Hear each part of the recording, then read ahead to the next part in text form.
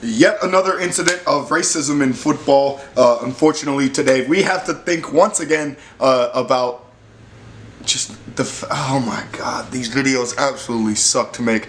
MOUSSA MAREGA, guys, an absolutely wonderful Mali striker, playing in a game against Guimarães in Portugal, once again racially abused by the fans because he scored the winning goal once again as Porto went on to win 2-0, may I add. Porto were dominating this game. Guimarães were nowhere in it whatsoever. Oh, I can't say nowhere in it because obviously they were still in the game. But once again, we come down to the late stages of the game. MOUSSA MAREGA being absolutely hounded with the monkey chants and the boos from the fans of Guimarães, and of course MOUSSA MAREGA being MOUSSA MAREGA himself. He's a big personality. He's late in his 20s, early in his 30s. He is an older guy. He's not just gonna sit around and listen to these chants, listen to these boos. He's not gonna let them get to him. So he decides to leave the field. And he gets a yellow card for it. It's the ref, rather than stopping the game, his teammates, rather than joining him, they try to stop him, and the ref gives him a yellow card for it. And he's flipping off the fans, and it's just so disgusting how yet there is still no action, nothing done whatsoever to combat this. I feel like we've had these incidents over and over and over where we have essentially had these racist incidents in football where people are trying to do their best to stick around, to continue to play the game. It is a game. That is what it comes down to in the end, and it's a game that we love, it's a game that we enjoy, and yet hatred continues to be a major part of it, and just the racist aspect continues to be a part of it.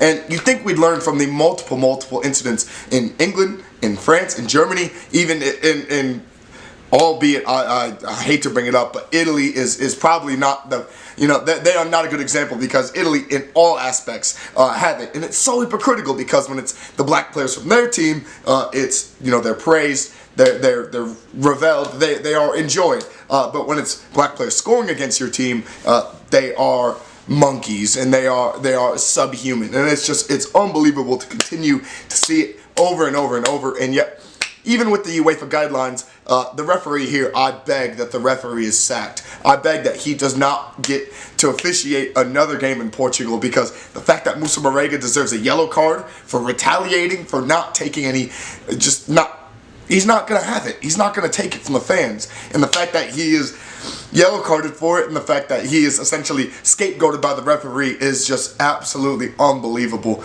And it's hard to fathom. Now, obviously, I hope Vitor Guimarães I don't know what Portugal are going to do. I actually do not know what the Portuguese FA are going to do. I don't know if they'll actually come down with a ban on them. I don't know if they'll even do anything. Maybe not even. Maybe they'll pull a Serie A thing, and they'll just pull the whole, no racism, no room for racism banner, rather than fining them, rather than banning them, rather than finding certain fans and banning them, certain fan sections. Who knows what's going to happen? But this is another sad incident once again that we have to listen to, that we have to deal with, that we have to fathom, and UEFA are not doing enough.